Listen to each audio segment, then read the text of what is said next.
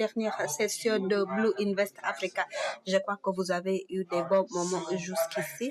Alors, j'aimerais vous demander de n'oubliez pas Slido. Alors, votez pour le meilleur présentateur. On aura 10 minutes après la session parce que cela est ouvert pendant 10 minutes après les présentations. J'aimerais maintenant inviter les membres du jury du circulaire à Blow et Anton Patricia.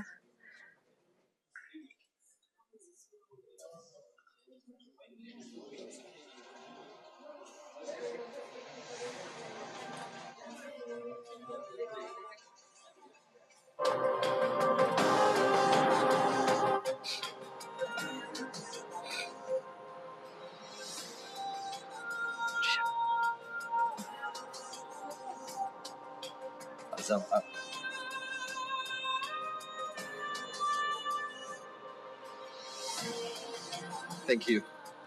All right. So. Alors maintenant, on continue. Adija Ododo de la Tanzanie.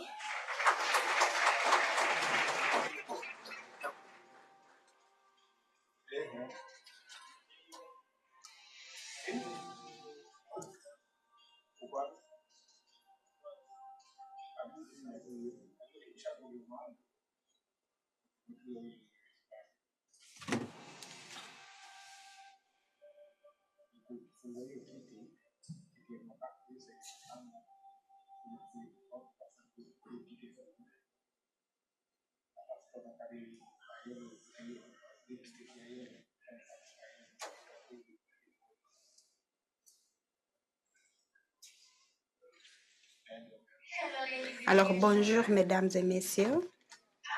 Alors, jusqu'à 2 millions de tonnes de déchets plastiques arrivent aux océans chaque année et le montant va toujours augmenter d'ici 2040, la quantité. Alors, les déchets plastiques ne sont pas dégradables, mais pendant une période longue, cela change en microplastique. En Tanzanie, plus de 7 millions de tonnes de plastique est produit. Et c'est ça dans une seule ville en Tanzanie.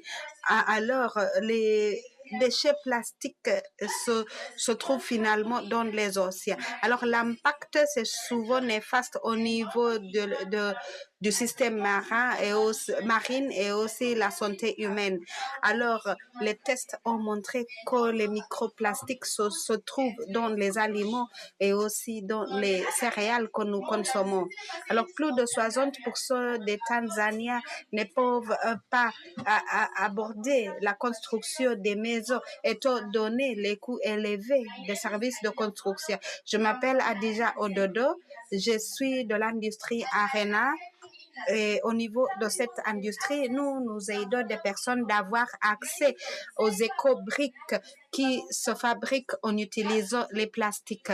Ce que nous faisons, nous collectons les plastiques en utilisant les événements de nettoyer les plages et puis cela est amené au centre et puis après on les classifie selon la nature et la densité et on les mélange avec les sables, on les coupe en petits parties et comme ça on produit les briques.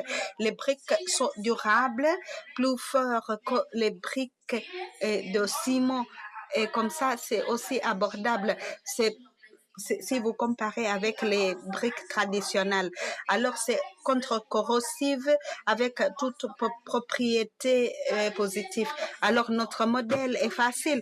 Nous faisons les affaires en travaillant avec les entreprises de construction, nous vendons directement aussi aux clients et nous faisons l'affaire avec le gouvernement en travaillant avec des institutions à Dar es Salaam du gouvernement. Nous avons généré 150 000 $ en vendant nos produits directement aux clients et en faisant la gestion des déchets avec nos partenaires. Et grâce à cela, nous avons pu recycler plus de 500 tonnes de plastique. Et c'est pourquoi nous avons prévenu, nous avons réduit le carbone dans l'atmosphère et nous avons fourni 12 emplois aux jeunes et aux femmes en Tanzanie et plus de 10 personnes en Tanzanie. Alors nous sollicitons 500 000 $ pour mettre à l'échelle notre projet pour aller aux autres régions du pays. Alors ça, c'est pour les dépenses d'opération et les dépenses de capital. Au niveau d'Arena, notre objectif, c'est réduire les coûts de construction et pour que le monde soit une meilleure place sans plastique. Nous vous souhaitons comme partenaire, comme bailleur, comme partenaire pour réaliser notre rêve. Merci beaucoup.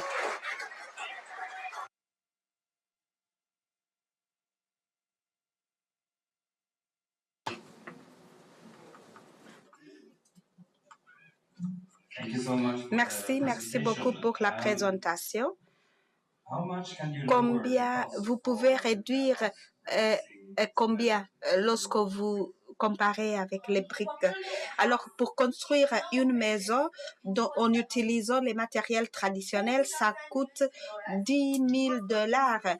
Et là où les riches se trouvent, c'est 100 000 $.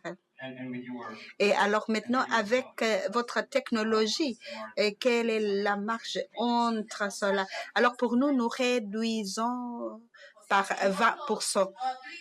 Et nos briques sont des propriétés qui se relient et nous réduisons l'utilisation du ciment et aussi le manteau de l'eau qui sera utilisé pour la construction.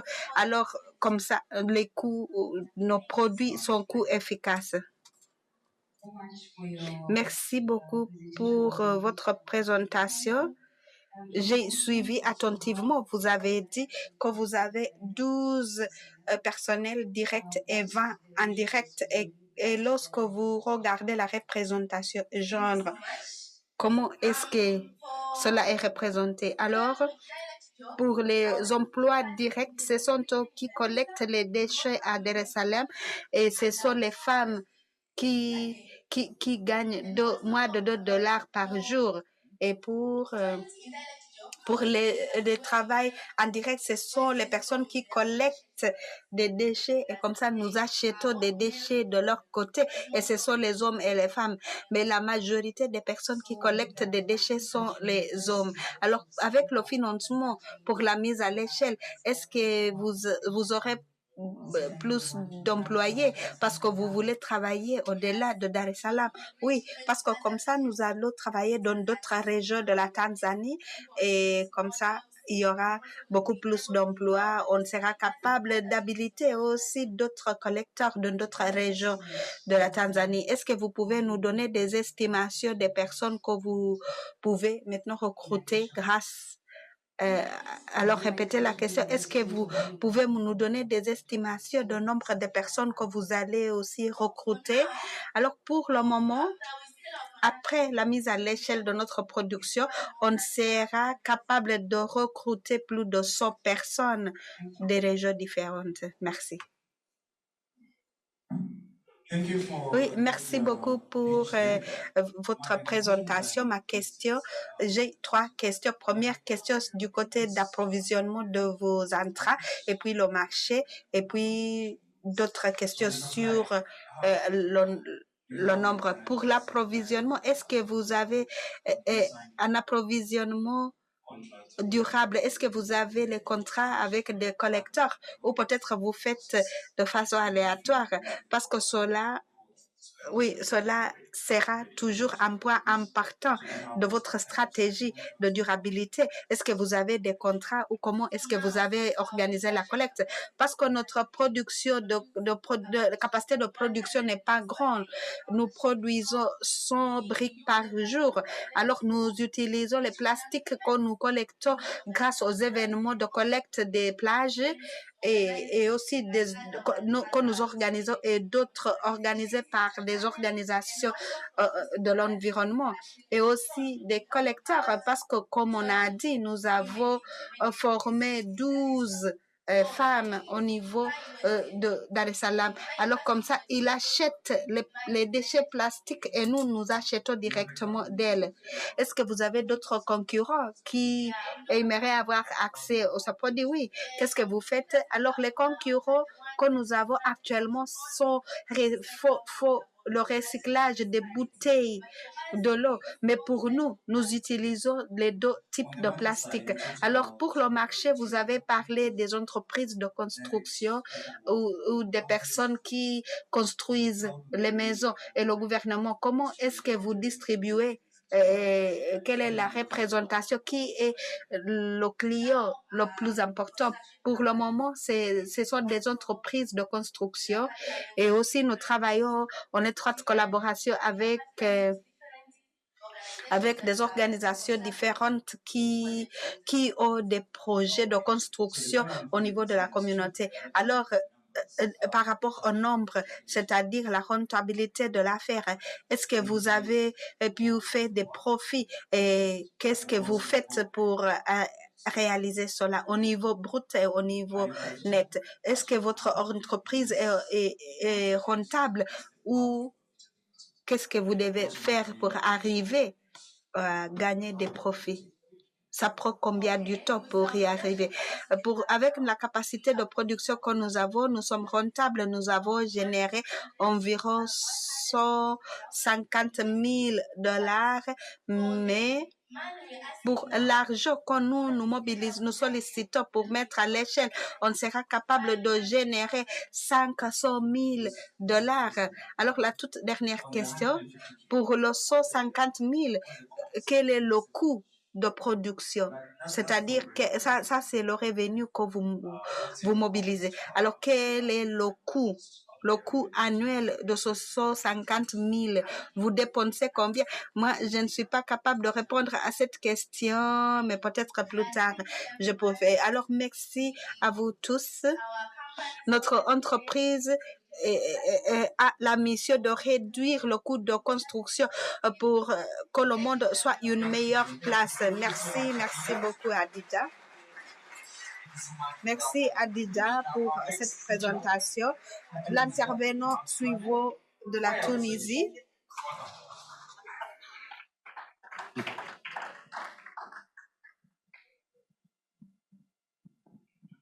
I start? Il commence. Inondation, pollution. Alors, je vous attends. I will wait for you. Yes. Inondation, pollution marine. Deux problématiques qui, même paraissant distinctes, découlent d'une seule et unique source. Oui, une seule source. L'intrusion des déchets dans les réseaux de canalisation. Vous savez tous ce que c'est un regard gris, un manhole, sewer, les petites structures qu'on trouve à gauche et à droite des rues qui sont responsables d'évacuer l'eau des pluies. Malheureusement, il n'y a pas que l'eau des pluies qui rentre. Les déchets rentrent aussi. Plastique, mégots de cigarettes, n'importe quel type de packaging pourrait rentrer dans ce regard gris. Il y aura deux scénarios possibles. Le premier scénario, c'est que les déchets vont être dans le réseau et ils vont le saturer. L'eau des pluies ne passera plus. Il y aura une remontée du niveau d'eau et donc il y aura des inondations. Deuxième scénario, c'est que ces déchets-là vont continuer leur chemin pour se déverser ensuite, où ça? Dans les ressources marines, lacs, rivières, mers et océans. Mais Zygofiltre a trouvé une solution. Mesdames et messieurs, je vous présente Zygofiltre, un filtre en acier galvanisé qui, malgré sa simplicité, a aujourd'hui répondu à la problématique des inondations et de la pollution marine. Zygofiltre a été vendu sur 2000 unités en Tunisie, générant un chiffre d'affaires de plus de 500 000 €. Nous avons aujourd'hui réussi à capturer plus de 100 tonnes de plastique, mais l'objectif est beaucoup plus ambitieux. Nous voulons demain capturer 10 000 tonnes de plastique. Comment cela va être fait? En généralisant la solution sur toute la Tunisie, mais aussi sur toute l'Afrique. Parce que oui, Way Out Ecological Solutions se positionne comme fournisseur de solutions pour l'infrastructure africaine. À part le zygofiltre, nous avons aussi développé un deuxième produit, le Vortex, un robot dont la mission va être de d'éjecter la déchet à l'intérieur du réseau, nettoyer les réseaux pour assurer moins d'inondations. Pas plus tard que la semaine dernière, notre premier client, qui est la municipalité de Tunis, où nous avions des filtres qui sont installés au cœur de la capitale tunisienne, nous ont invités pour nous dire à quel point le produit était efficace, aussi bien sur le volet social, puisque les agents de terrain, ces hommes oubliés par tous, qui malheureusement des fois sont contraints de descendre dans le regard agri pour l'entretenir à main nue. Aujourd'hui, grâce à la solution Zygofiltre, en l'espace d'1 minute seulement, ils prennent le filtre, le vident et le remettent sur place. Le produit Zygofiltre est aussi économique. Nous avons réussi à réduire par 70% les frais de curage aux municipalités. Troisième volet, l'environnement. Tous les déchets sont capturés par le Zygofiltre. Mégots de cigarettes, plastique, packaging, tout est capturé là. Aujourd'hui, nous cherchons, comme je viens de vous le dire, à déployer la solution Zygofiltre sur toute l'Afrique. Et pour ce faire, nous aurons besoin de partenaires, de joint ventures, avec des partenaires trustworthy, avec lesquels on va déployer la solution Zygofiltre sur toute l'Afrique et après sur toute la planète Terre. Parce que oui, pas plus tard que 2 semaines en arrière, j'étais au Japon, et même au Japon, ils ont ce genre de problème. Donc, unissons-nous tous, travaillons ensemble, main dans la main, pour réduire les inondations et la pollution marine. Merci beaucoup.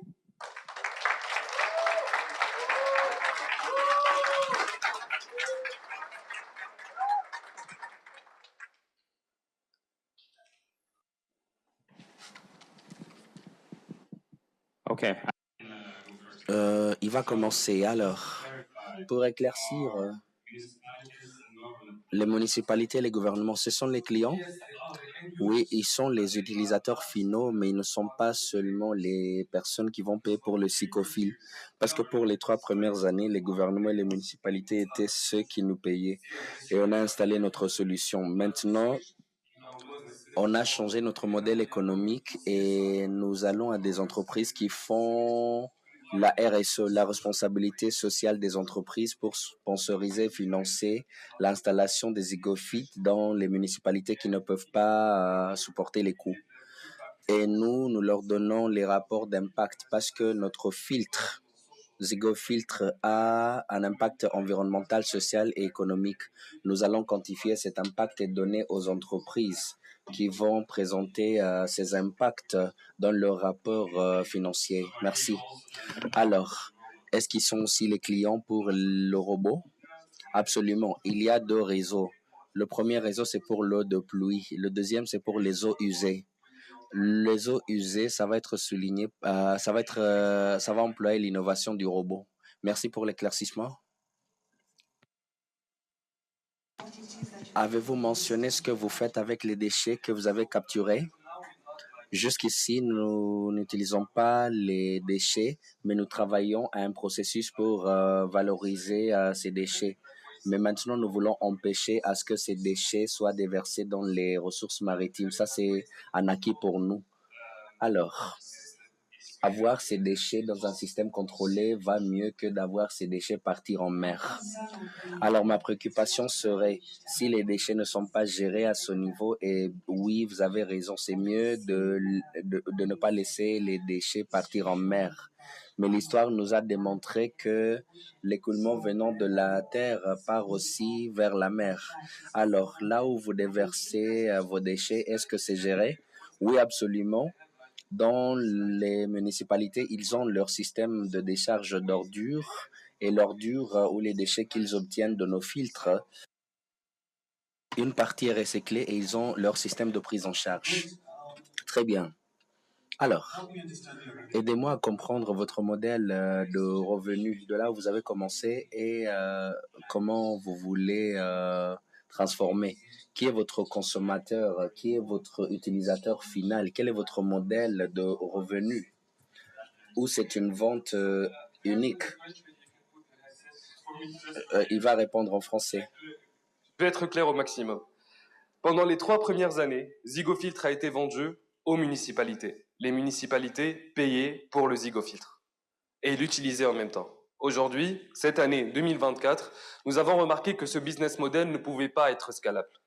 C'est pour ça qu'on a changé de business model et aujourd'hui on propose aux entreprises privées de rentrer dans cette collaboration, de financer l'installation des zygofiltres au profit de municipalités et de recevoir en contrepartie des rapports d'impact.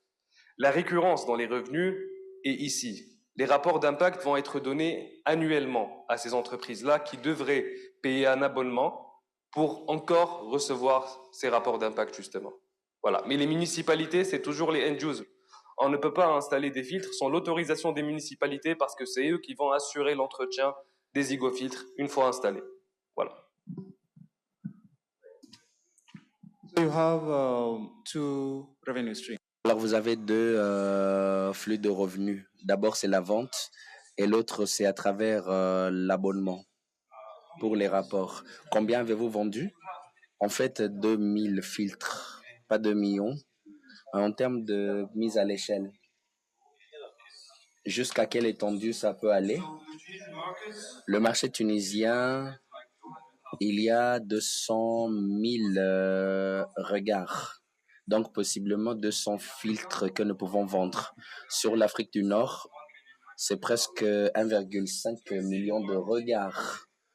Et donc, le marché, c'est assez vaste. Et en termes de passage à échelle, nous pouvons mettre à l'échelle notre innovation. Et la durée, le montant que vous voulez collecter, quelle est votre demande? Maintenant, on ne demande pas de l'argent parce que nous voulons utiliser nos fonds propres et nous avons eu la rentabilité. Ce que nous cherchons, ce sont les partenariats et les joint ventures pour reproduire notre modèle dans d'autres pays, en Tunisie, en Afrique et d'autres. Donc, quelles sont la marge de participation? 35%. 55.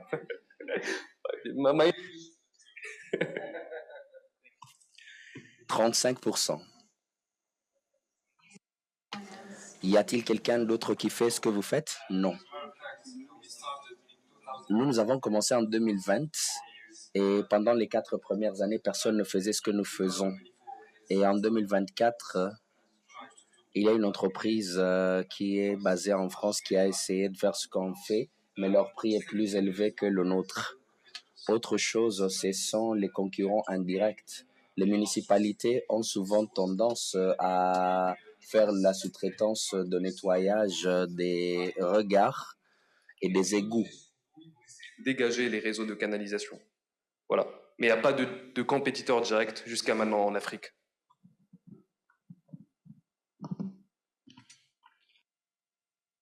Thank you. Merci.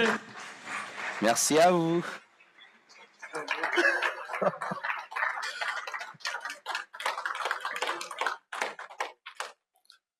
Un Mohamed qui cède la place à un autre Mohamed. Nous venons cette fois-ci de Sierra Leone. Donc nous accueillons ici Mohamed Kamara from the Freetown Innovation Hub.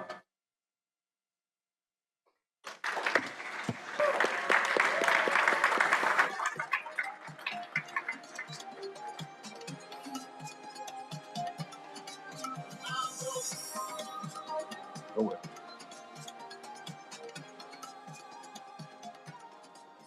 Good afternoon, ladies. Bonjour mesdames et messieurs. Je m'appelle Mohamed Kamara. Je vous passe des sincères salutations de Freetown, une très belle ville dans la côte ouest du continent. Au Lab d'innovation Freetown, nous avons 3 domaines prioritaires: gestion des déchets, l'énergie et la mobilité. Moi, je suis innovateur et inventeur qui développe des solutions énergétiques comme les éoliennes et les solutions d'innovation hydroélectrique. Moi, mon père gagnait $10. Et il était la seule personne qui gagnait le pain dans ma famille.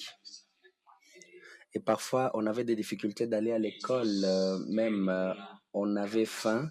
Et lors de l'épidémie d'Ebola, il a perdu sa vie parmi 3000 autres personnes. Et la seule manière d'obtenir des informations, c'était par la télévision. Et il coûte cher d'avoir une télévision parce que ça coûte entre 5 à 20 dollars. Et rappelez-vous, mon père ne gagnait que 10 dollars par mois. Dû à cette perte, on a commencé à travailler à une initiative de comment développer un produit, de connecter les communautés et les ménages à faible revenu pour regarder la télévision à un coût abordable ou gratuitement. J'ai inventé une antenne qui a été créée à base des produits recyclés. Et la bonne nouvelle, lorsque la pandémie a envahi, on avait pu connecter 5000 ménages et on a élargi jusqu'à 15 000. Cela a aidé à sauver beaucoup de vies en sensibilisant les gens sur les informations sanitaires. Et maintenant, les gens peuvent regarder les canaux télévisés gratuitement. J'ai été inspiré de travailler à une initiative qui traite de la question de nettoyage des plages et on se concentrait sur 3 choses. La plastique, les algues et les pneus. J'ai travaillé avec 150 jeunes. On a collecté les plastiques, les algues et on les a convertis en matériel de construction. On a préparé les toits, les briques et des autres produits qui changent les vies des membres de la communauté. Présentement, vous allez voir nos toits. C'est le premier toit que nous avons construit à partir de la plastique et les algues. Pour nous, les algues maritimes se trouvent dans toutes les plages de Freetown et notre initiative a pu convertir ces algues en toits qui s'utilisent dans les maisons. On utilise aussi les pneus rejetés au sein de Freetown. On les convertit à des meubles qui sont utilisés dans les maisons, dans les bureaux et dans les écoles. Nous avons pu créer les emplois pour les jeunes. Ils ont travaillé main dans la main avec nous pour trouver la plastique et les acheter en kilos. Nous sommes ici et on demande 250 000 dollars américains pour mettre à l'échelle notre production pour construire des maisons et améliorer le niveau de vie des gens. Avec ces fonds, nous allons reproduire notre solution, responsabiliser beaucoup plus de jeunes, car moi j'ai été inspiré de créer des innovations pour changer de vie. Je suis aussi inspiré du fait que je suis né dans une maison où on avait des difficultés. Maintenant, j'ai plus de 150 personnels travaillant sur la vision de changer des vies et je peux changer leur maison de ces déménages et déchets que nous collectons. Je vous remercie.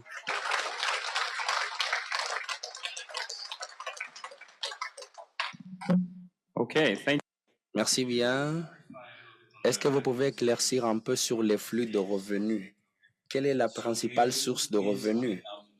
Bon, avec ces 100 dollars, donc 60 c'est au niveau de revenus, 40% ce sont les subventions. Bon, dans les différents produits, vous avez la toiture, vous avez les briques, vous avez les meubles, les chaises, les canapés.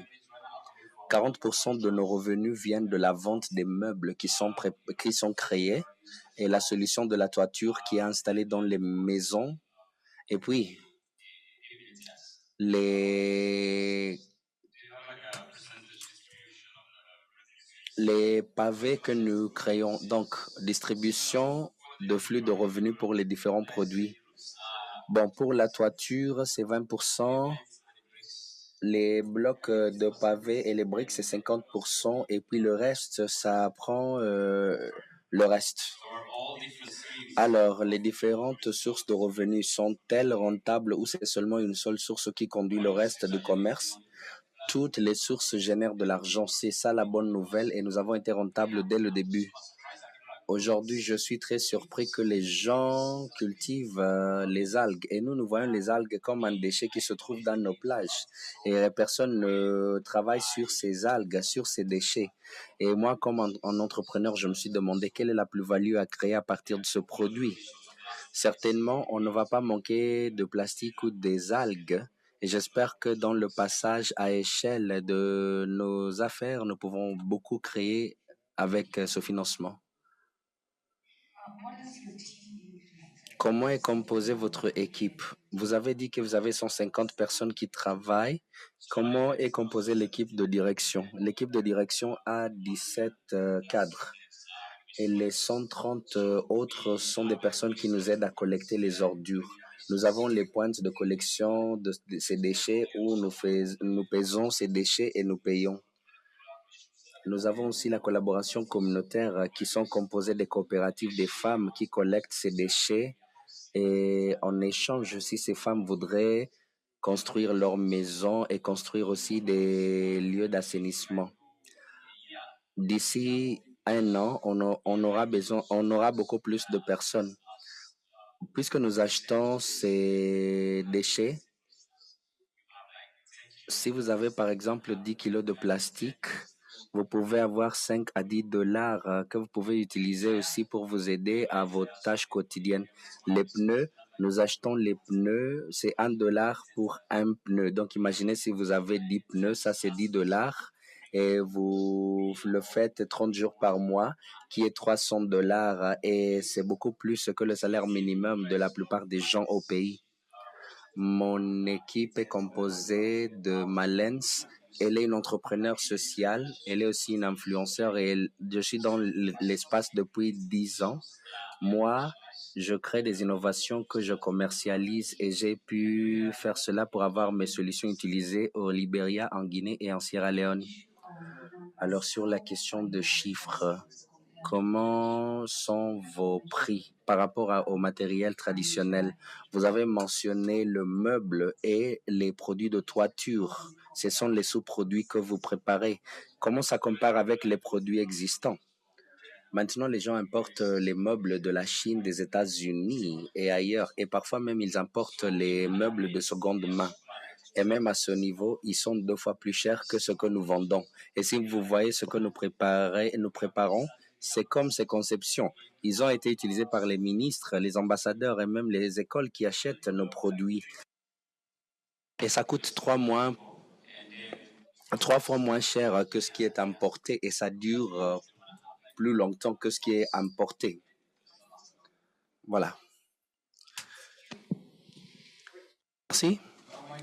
Alors, ma question serait sur le marché. Vous avez une vaste gamme de produits. Comment est-ce que vous allez les amener au marché et comment est-ce que vous allez vous assurer que dans le passage à échelle, vous allez cibler les bons clients pour les différents produits et en bon temps pour la durabilité du commerce? Quand je suis venu ici, j'avais peur que vous alliez me dire j'ai beaucoup de produits, mais ce qui a été constant, c'est que nous avons différents clients pour les différents produits. Par exemple, pour les matériels de construction, il y a une grande lacune dans l'industrie. Le ciment coûte très cher et nous avons déjà des universités et les écoles spécialisées qui utilisent nos blocs pavés et nos innovations de toiture. Si vous utilisez l'aluminium et le zinc et notre produit dure beaucoup plus longtemps. Alors, nous segmentons nos clients selon leurs besoins. Pour l'antenne télévisée, si vous avez une télévision à la maison, tout le monde voudrait acheter notre antenne de 5 dollars au lieu d'importer une antenne étrangère à 10, 15 dollars. Et toutes les composantes sont faites à base de plastique. Merci.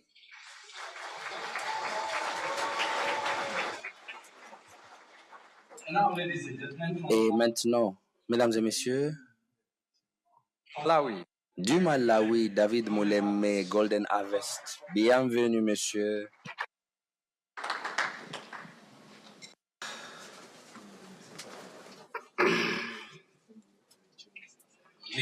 Alors, mesdames et messieurs, je m'appelle David Moremi de Golden Harvest. Alors, nous avons commencé comme une consultance agricole et c'était un groupe de jeunes qui voulaient voulait combler l'écart dans la sécurité alimentaire de notre pays. Notre objectif principal, c'est aider les agriculteurs sous-servis, et surtout les femmes et les jeunes. Et jusqu'ici, nous avons appuyé plus de 60 coopératives qui ont environ 30 000 individus. Alors, nous les avons aidés d'avoir accès à 4 millions de dollars comme financement. Alors, dans nos services, nous avons noté un écart dans les alimentations pour poissons. Alors, je vais vous parler du lac Malawi. Alors, le lac Malawi a beaucoup d'espèces. Alors, cette sorte de ces espèces sont du lac. Alors, peut-être vous pensez qu'ici, c'est comme là où nous avons la sécurité alimentaire, mais là, il y a la surpêche et les pratiques qui ne sont pas durables de pêche et aussi la sous-utilisation de la potentialité à son niveau. Un cas particulier qui est influence négative, c'est qu'on a le salmon du lac qui s'appelle Ambassa. Alors, pour des années, la pêche a été utilisée pour faire. Alors, on a eu des prix élevés des poissons avec l'introduction des espèces. C'est là où Golden Harvest intervient avec un ingrédient clé qui est source de protéines et c'est la mouche noire soldat. Et c'est organique, régénératif et aussi durable. Alors, la question que vous posez, comment est-ce que nous avons intervenu? Alors, comment vous pouvez intervenir? Nous sollicitons 7 millions de dollars et nous sommes ouverts pour les subventions, les prêts et d'autres financements innovatifs. Et comme un investisseur, nous vous posez la question, qu'est-ce que vous allez gagner au niveau de la communauté? Alors, en 5 ans, après l'introduction, mais même avant de parler de cela, j'aimerais vous parler de la façon dont nous allons utiliser les 7 millions. Nous allons mettre sur place une usine pour la production d'aliments de poissons dans ce secteur de la pisciculture. Alors, quel est l'intérêt de la communauté et aussi d'investisseurs? Nous voulons mobiliser un revenu de plus de 20 millions de dollars pour 5 années et comme ça avoir un retour d'investissement de plus de 20%. Alors, mesdames et messieurs, je m'appelle David Moreme de Golden Harvest et je vous invite de prendre, mettre des efforts pour perturber le secteur, pour réaliser un monde propice. Oui, merci beaucoup. On commence par les chiffres. Alors, le revenu que vous avez mobilisé l'année passée. Alors, peut-être vous avez manqué là où j'ai dit qu'on était une consultance et en tant que consultant, nous avons mobilisé plus de 4 millions de dollars au nom d'agriculteurs et aussi au nom d'individus. Alors, pour le mouche soldat noir, alors vous étiez consultant et puis vous produisez mouche soldat noir. Nous testons cela et je suis ouvert à discuter et comme ça peut-être je peux vous connecter aux autres agents qui travaillent avec nous. Alors comme ça alors vous êtes en train de chercher le produit de ce mouche. Alors pour l'investissement de 7 millions de dollars, quel est le produit que vous avez fait. Alors, nous voulons mettre sur place une usine. Le produit qui sera matière première, c'est le poisson et aussi aliments pour poissons. Et on aura les sous-produits comme... oui, et on aura beaucoup de sous-produits et juste un éclaircissement, est-ce que c'est mouche soldat noir ou vous produisez les poissons? Ok, les deux en même temps.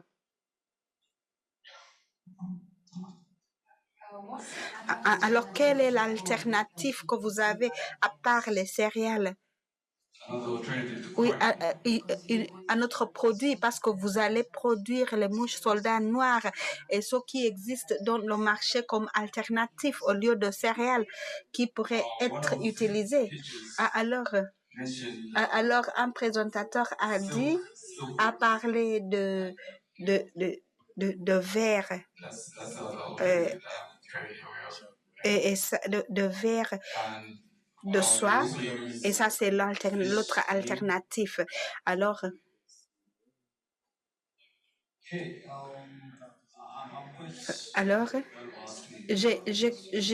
je connais déjà la mouche noire et c'est intéressant parce que vous parlez des marchés différents. Alors, juste pour éclaircir, c'est un nouveau projet. C'est que vous démarrez ce projet et vous avez besoin de 7 millions pour démarrer l'affaire. Et il y a aussi deux aspects de votre BSF qui est alimentation pour animaux. Quelle est l'entreprise principale? Est-ce que c'est l'affaire de poisson ou BSF, c'est-à-dire la mouche noire? Mais ce qui génère beaucoup plus, c'est le poisson. Alors, même si nous produisons les mouches. Alors, par rapport à l'argent que nous sollicitons, le 7 millions, pour moi, c'est grand pour une entreprise qui démarre. Comment est-ce que vous allez utiliser l'argent? Alors, j'aimerais aussi dire que nous ne sollicitons pas cet argent une seule fois, mais c'est pour une période de 5 années. Alors, quel est le besoin immédiat? Si un investisseur ici pourrait vous donner l'argent, ça sera combien? Et c'est pour faire quoi? Alors, on pourrait dire 500 000 $ pour faire des tests, de la recherche et développement, ainsi de suite. Oui, merci. Oui, merci beaucoup.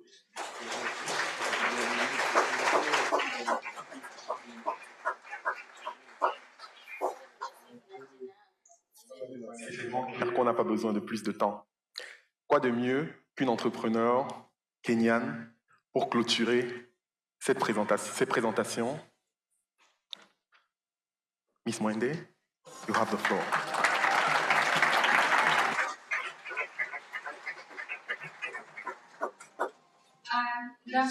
Bonjour à tous. Je m'appelle Faith Mwende, je viens de Sea Ventures. Et Sea Ventures, nous avons un produit qui s'appelle Zuri Feeds.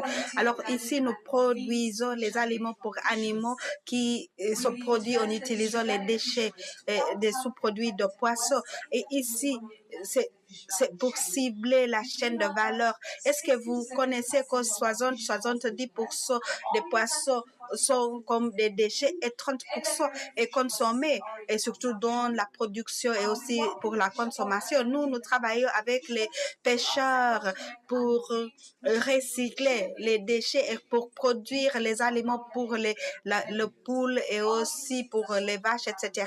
Tout cela est vendu aux agriculteurs. Les problèmes que nous cherchons à résoudre, c'est toujours la perte post-récolte dans la chaîne de valeur de pisciculture et aussi les aliments pour animaux et aussi la question de l'environnement et la qualité des aliments. Alors, les solutions que nous proposons, c'est fournir les aliments abordables aux agriculteurs et de bonne qualité, réduire les pertes post-récolte et aussi la création d'emplois et la génération de revenus. Le processus commence par la collecte des déchets des industries de pisciculture et puis des personnes qui vendent. Alors comme ça, nous les collectons pour transformer là où on fait la classification et on transforme cela en aliments pour animaux. Alors les bénéficiaires de ce projet sont des secteurs de poules et aussi le secteur pour ça. Alors pour l'agriculture, la Kenya a besoin de tonnes métriques d'aliments et 40% est couvert par 22 millions et il nous reste 33 tonnes métriques qui est 60%. Et comme ça, vous voyez le marché, la taille du marché et là où nous devons intervenir. Alors, notre modèle, c'est de vendre ces aliments aux agriculteurs et nous vendons aussi aux magasins qui vendent nos produits. Et nous avons fait 200 tonnes par an.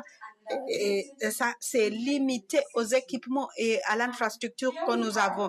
Et aujourd'hui, nous sollicitons 300 000 $ pour l'installation de l'unité de transformation et d'autres coûts nécessaires pour la production de ce produit. Nous avons eu de l'impact au niveau de l'économie bleue parce que nous prenons les déchets de poissons et nous montrons aux pêcheurs l'importance de cela et nous ciblons les agriculteurs, nous leur formons sur les pratiques durables, non seulement en offrant des produits. Nous nous focalisons sur la création d'emplois et jusqu'ici, nous avons créé le revenu à la communauté en recrutant les jeunes et nous avons 10 personnes qui travaillent au niveau de la transformation, 10 personnes qui travaillent aussi. Nous travaillons avec les femmes et au niveau de la communauté et nous les impliquons dans la collecte des déchets pour la production de ces aliments.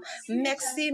Si Ventures a la potentialité de réaliser au Kenya, d'être réussite au Kenya en fournissant ces aliments. Soyez la bienvenue à tous et nous sommes ici pour solliciter votre investissement.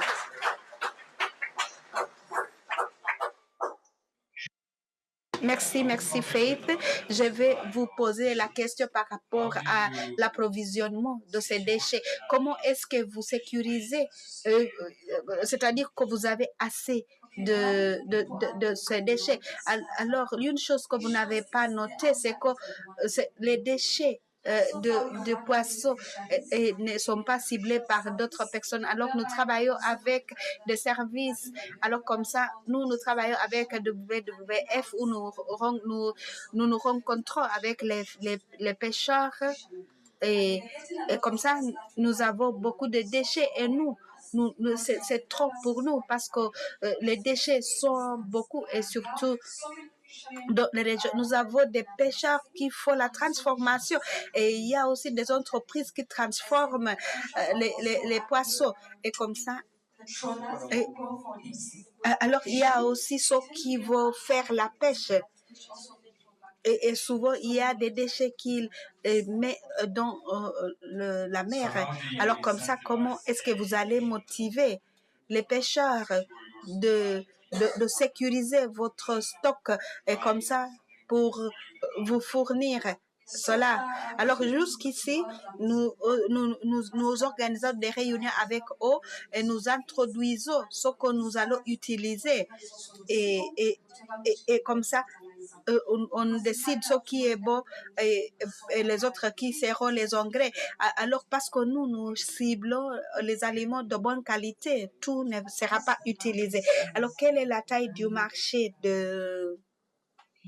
des aliments biologiques et qu'est-ce que vous ciblez au niveau pourcentage? Et comme je vous ai expliqué, l'écart est 33 millions de tonnes. Alors ça, c'est tous les aliments pour animaux. Alors pour les poulets, lorsqu'on a fait des analyses, les poules, le secteur volaille, c'était 300 000 $ et le marché était 1,4 milliard de shillings kenyans. Alors le marché est toujours grand et c'est biologique. Et nous faisons une formulation et un régime équilibré pour les animaux.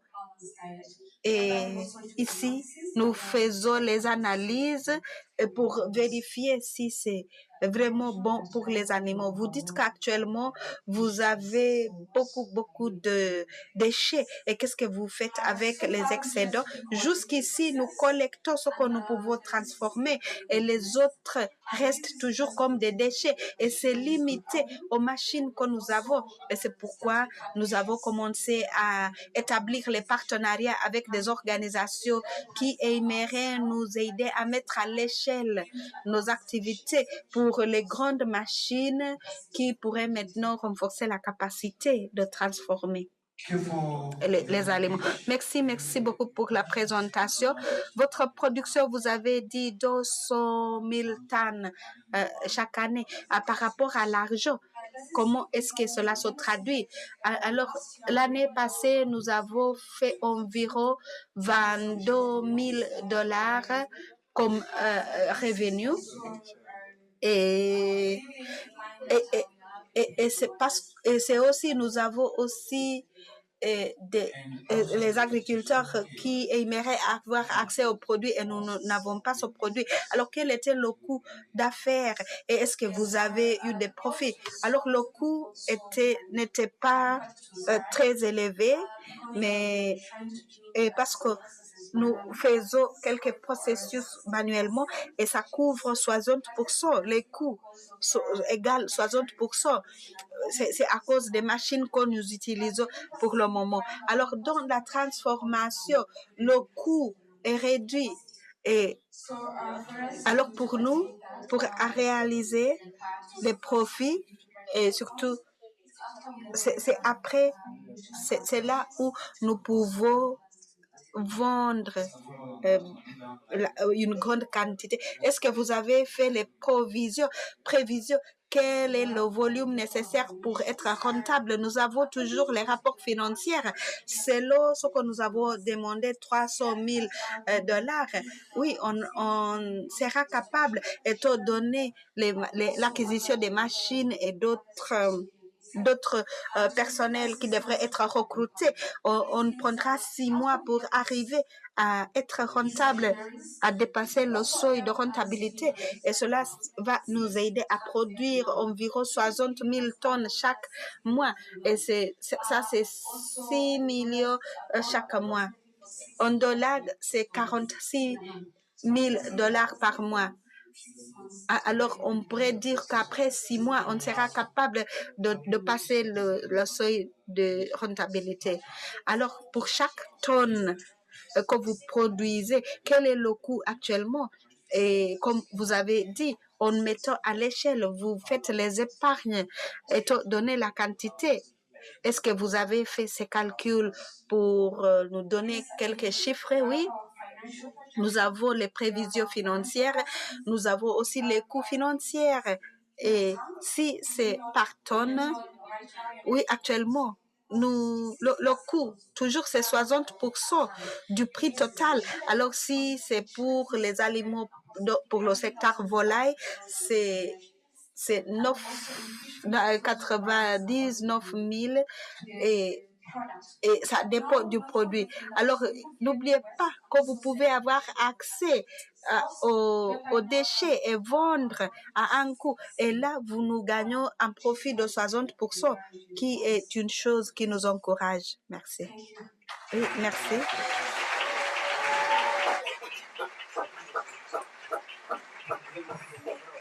Merci, madame, pour votre présentation. Merci, chers membres du jury, de nous avoir accordé de votre temps pour cette dernière catégorie de pitch. Je vous demande une fois encore, par vos vibrants applaudissements, de manifester l'engagement des entrepreneurs que nous avons vus passer ici entre hier et aujourd'hui. Je vous en prie, vos vibrants applaudissements pour ces entrepreneurs.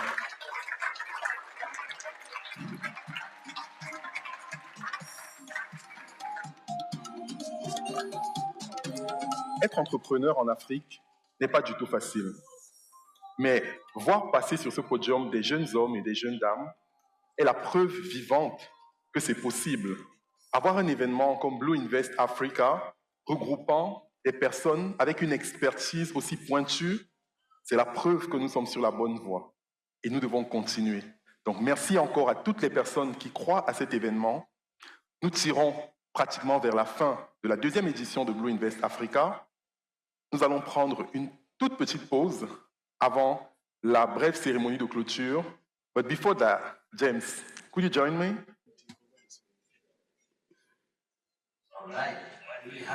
Alors, qu'est-ce que nous avons ici? Merci, James. Alors, nous vous rappelons tous à continuer à voter. Après la fin de la dernière session, de la dernière catégorie de pitch, pour voter le ou la meilleure entrepreneur afin que ce dernier ou cette dernière soit reconnu tout à l'heure. Merci. Thank you so much. Now, I did promise. Alors, je vous ai promis quelque chose. Alors, qui aimerait aller faire... alors, je ne sais pas si vous avez confiance en moi pour la tir en sort. Combien de vous ont confiance en moi? Vous n'avez pas confiance en moi. Alors, prenez une carte.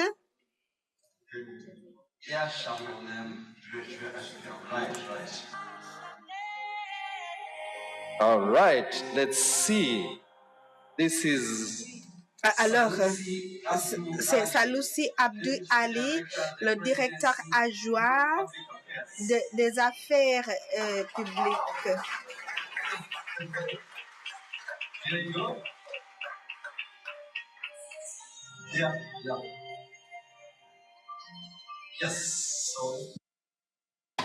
Alors, vous avez maintenant gagné ce tour en bateau. Ça, c'est grâce à quoi? Et comme ça, vous aurez l'opportunité de visiter l'océan Indien, de faire un tour.